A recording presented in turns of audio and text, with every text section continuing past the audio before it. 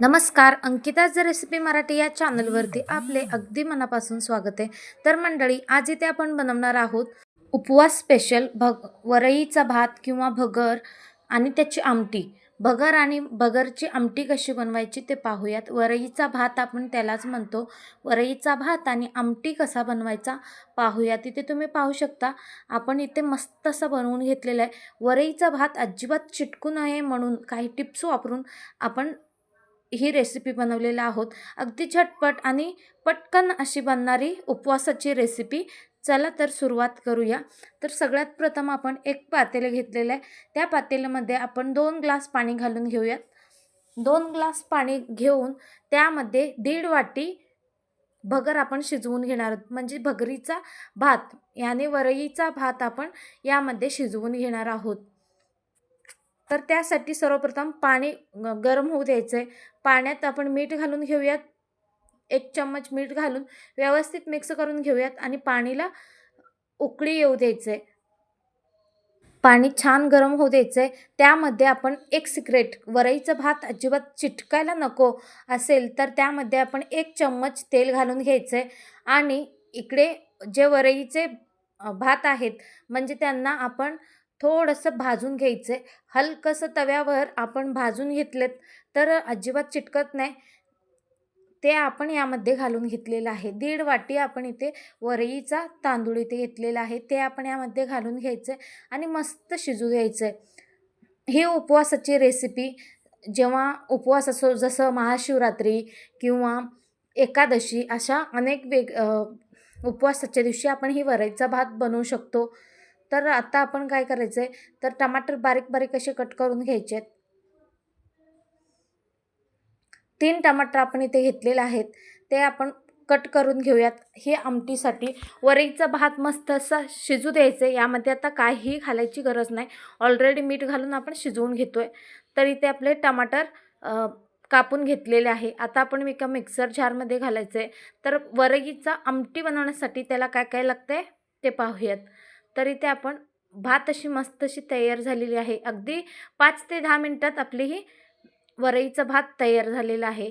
त्यानंतर आपण इकडे टमाटर कापून घेतलेले आहेत जारमध्ये. त्यामध्ये आपण शेंगदाणे घालून घ्यायच्या. शेंगदाणे भाजून घेतलेले आहेत ते आपण यामध्ये घालून घेतले आहेत. टमाटर आपण 3 घेतलेले आहेत. टमाटर किती असतील तेवढीच आपली भाजी मस्त होते. ते आपण एका मिक्सरच्या भांड्यामध्ये घालून घेतलेलं आहे. त्यानंतर जर तुम्ही मिरची भाजून घातलात तरी चालेल आणि इथे मी ठेचा घेतलेला आहे. ठेचा असला तरी चालेल. मी दीड चम्मच इथे ठेचा घेतलेला आहे हिरवी मिरचीचा. यामध्ये अजिबात लसूणही वापरायची नाही. अशीच आपण मिरची भाजून ठेचा करून घेतलेला आहे मीठ घालून. तर इथं आपलं पाहू शकता असा एक पेस्ट बनवून तयार झाला. आता आपण हे तिन्ही मिश्रण यामध्ये घालून असा एक पेस्ट बनवून घेतलेला आहे. आता आपण एक पातेला ठेवून घेऊयात. याला फोडणी द्यायची आमटीला. कढईमध्ये पण देऊ शकता किंवा पातेल्यामध्ये, कशी पण आपण बनवू शकतो. तर इथे आपण 2 चम्मच तेल घातलेलं आहे. तेल छान गरम होऊ द्यायचं आहे. तेल छान कडकडीत गरम झालं की अजिबात चिटकणार नाही पातेल्याला किंवा कढईला म्हणा. तर आता आपण त्यामध्ये जे वाटण आपण बनवून घेतलं ते संपूर्ण वाटण यामध्ये घालून घ्यायचं आणि मस्त लालसर होईपर्यंत आपण ह्या भगरीच्या आमटीला व्यवस्थित परतून घ्यायचं आहे. जे मसाले आहेत ते व्यवस्थित परतले गेले पाहिजे आणि टमाटरचा वास देखील जायला पाहिजे आणि टमाटरमध्ये शेंगदाण्याचा कूट व्यवस्थित मिक्स झाला की एकदम भन्नाट असा त्याचा स्मेल येतो. अगदी लालसर होईपर्यंत आपण हे फ्राय करून घ्यायचं आहे. जेव्हा आपल्या मसाल्याला तेल सुटतो त्यावेळेस तयार होईल आपले हे मसाले शिजलेत म्हणून समजायचे आहेत. इथे तुम्ही पाहू शकता या पद्धतीने मस्त असं आपण मिक्स करून घेतोय आणि अशा नवनवीन रेसिपीजसाठी पटकन लाईक आणि सबस्क्राईब करून घ्या. बेल आयकॉनला क्लिक करा आणि जेणेकरून नवनवीन रेसिपीज तुम्हाला तुमच्यापर्यंत पोचतील. अशाच हर रोज एक एक नवनवीन रेसिपीज तुमच्यापर्यंत पोचतील मंडळी. तर इथे तुम्ही पाहू शकता आपली इथे मसाले मस्त अशी तयार झालेले आहेत. मस्त अशी फ्राय झालेली आहे आणि अगदी लालसर झालेली आहे. त्यामध्ये आपण पाणी घालून घ्यायचं आहे. आता आपण सर्वप्रथम 1 ग्लास पाणी घालून घेतलेला आहे. तर यामध्ये आणखीन 1 ग्लास पाणी घालून मस्त अशी ही आपली भाजी शिजवून घ्यायचे. आता यामध्ये काहीही घालायची गरज पडत नाही, कारण ऑलरेडी आपण हिरवी मिरचीचा ठेचा, शेंगदाण्याचं कूट आणि टमाटर इत्यादी आपण हे घालून घेतलेलं आहे. जर तुम्हाला बटाटे आवडत असतील तर बटाटा उकळून यामध्ये घालू शकता. जसं आपली रेग्युलरी बटाट्याची आमटी लागते त्याच पद्धतीने ही चव देते आमटी. तर इथे आपण आणि थोडं पाणी घालून घेतलेलं आहे. तुमच्या इच्छेनुसार तुम्ही कमी जास्त ही आमटी बनवू शकता. भगरमध्ये काय होतो की इडलीसारखा असतो, भगरीचा जो पदार्थ आहे तो इडलीसारखा असतो, म्हणून सांबार थोडासा जास्त लागतो. इथे तर आपण भगरीचा आमटी आणि त्याचा सांबार असा पण म्हणू शकतो याला.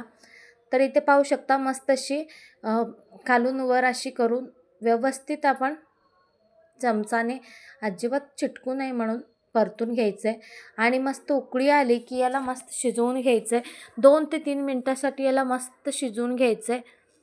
तर मंडळी इथे तुम्ही पाहू शकता या पद्धतीने मस्त अशी उकळी काढून घ्यायची. मस्त स्लो फ्लेमवर 5 ते 10 मिनिट शिजवून घ्यायचे आहेत.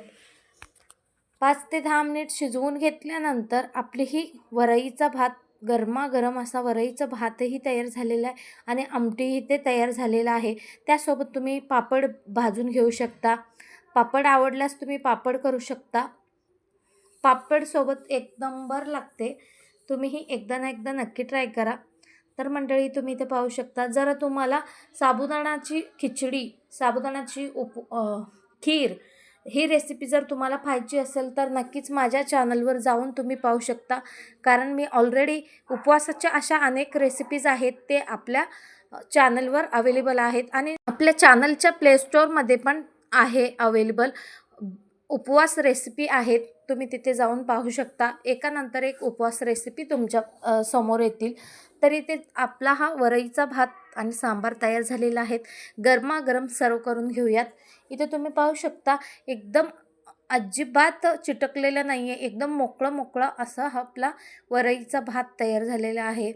भगर आपला इथे तयार झालेला आहे. फक्त सिंपल भगर बनवायचे, त्यामध्ये तुम्ही दूध घालून खाऊ शकता आणि दहीसोबत खाऊ शकता, कशी पण आपण याला खाऊ शकतो.